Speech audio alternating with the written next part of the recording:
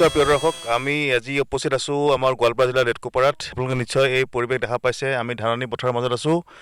আমি ধাননি পথাৰৰ মাজলৈ এইকাৰণে আহিছোঁ যে আমাৰ এক পৰম্পৰাগত খেল আছে নৰা পেঁপা বজোৱা।